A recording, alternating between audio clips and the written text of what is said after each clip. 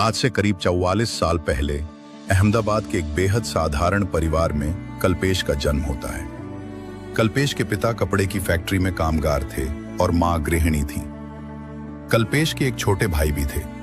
पिता की तनख्वाह से किसी तरह गुजर बसर हो जाता था, मगर एक दिन फैक्ट्री के बंद होने का ऐलान कर दिया गया। अचानक आई यह खबर कामगार परिवारों के लिए किसी सन्निपात से कम न थी। आखिर उनके घरों के चूल्हे इसी नौकरी की बदौलत तो दहकते थे। तब राजकोट में रहने वाले रिश्तेदारों के कहने पर उनका परिवार राजकोट चला आया। हाथ में कुछ भी नहीं था। पिता ने बड़ी मुश्किल से 600 रुपए किराए में एक 10 बाई 10 का कमरा लिया। उनके रिश्तेदार की अपनी छोटी सी फैक्ट्री थी। पिता को उसमें काम तो मिल गया, मगर तनख्वाह महज 1000 रुपये तय हुई थी। इनमें से 600 रुपए तो किराए में निकल जाते थे।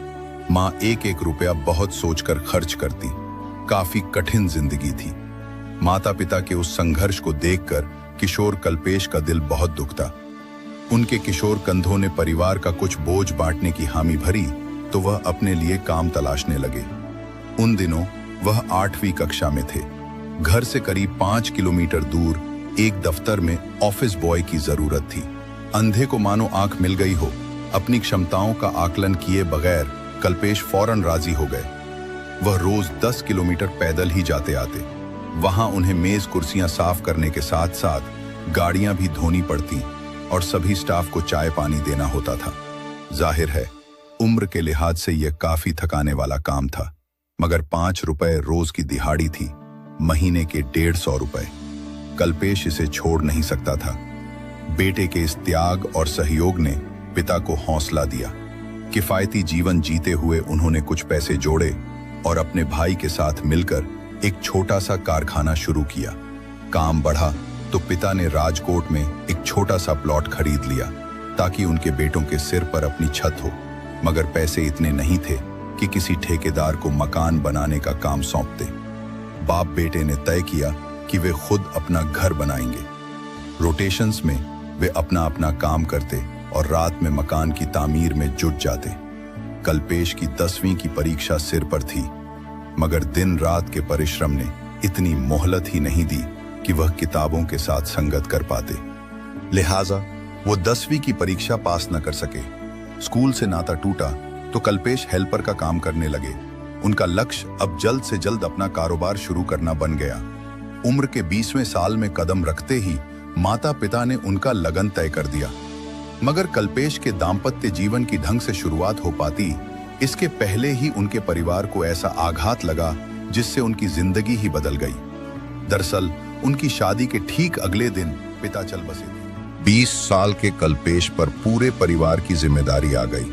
उधर साझेदारी वाली फैक्ट्री भी, जिसे पिताजी ने शुरू किया था, चाचा के कब्जे में चली गई। कल्पेश बस उसके एक मुलाजिम रह गए थे। कल्पेश को अपने ही फैक्ट्री में नौकरी करनी पड़ी। वेतन के तौर पर उन्हें महीने के 2000 रुपए मिलते। गुजारा मुश्किल था। लिहाजा भाई की पढ़ाई पूरी होते ही अपनी जगह भाई को काम पर लगाकर वो सूरत एक रिश्तेदार से मिलने पहुंच गए। वो कपड़े के कारोबारी थे। उन्होंने कहा, कपड़े लपेटने की पाइप राजकोट में बनती है, आप मुझे इसकी सप्लाई करो। कारोबार का रास्ता दिख गया था। ऑर्डर भी मिल चुका था, मगर पूंजी नहीं थी। तब मां ने 10,000 रुपए की अपनी सारी जमा पूंजी बेटे की हथेली पर रखते हुए कहा, बेटा अपने सपनों को कभी मरने मत देना। कल्पेश राजकोट से बस या ट्रेन से पाइप सूरत ले जाते। रात स्टेशन या बस स्टॉप पर ही गुजारते ताकि खर्च कम हो। उस साल उन्होंने 5 लाख रुपए का मुनाफा जमा किया। उस रकम से राजकोट में पाइप की छोटी सी दुकान खोली। काम बढ़ा तो भाई और साले को साथ लेकर फाइबर शीट बनाने लगे। उन्हीं दिनों कल्पेश के छोटे भाई के दिमाग में कूलर बनाने का ख्याल आया। लोगों ने हतोत्साहित किया कि पागल हो गया है, यहाँ कूलर चलेगा? राजकोट के वातावरण में नमी ज्यादा होती है। मगर छोटे भाई भी धुन के पक्के थे। उन्होंने नमी के हिसाब से कूलर को डिजाइन किया। फिर भी कोई उसे लेने को तैयार न था, मगर वो लोगों को डेमो देते रहे और एक दिन 5000 रुपए में कूलर बिक ही गया। भाई ने खुशी से चहकते हुए कहा था, अब हमको राज करना है। इन्हीं अल्फाजों से कल्पेश ने अपनी कंपनी का नाम चुना, राज कूलिंग सिस्टम। 1 साल के भीतर छोटे भाई ने भी ब्लड कैंसर के कारण दम तोड़ दिया। भाई तो नहीं रहा, मगर राज कूलिंग सिस्टम आज वाकई राज कर रहा है। देश में उसकी 4 जगह फैक्ट्रियां हैं। कल्पेश की कंपनी दर्जनों देशों को कूलर निर्यात कर रही है और उसका सालाना टर्नओवर 250 करोड़ रुपए को पार कर गया है। कल्पेश रामोलिया को इस बात का मलाल तो है कि वह अपने भाई को बचा न सके, मगर ये सुकून भी है कि उन्होंने उनके सपने को मरने नहीं दिया। ये मेरा पहला वीडियो था, इसलिए थोड़ी एडिटिंग में कमी रह गई। आपका सपोर्ट इस वीडियो को और इम्प्रूव कर सकता है। ऐसे ही रियल इंस्पायरिंग स्टोरीज को जानने के लिए सब्सक्राइब करें हमारे never give up India YouTube channel को और बेल आइकन दबाना ना भूलें। जय हिंद।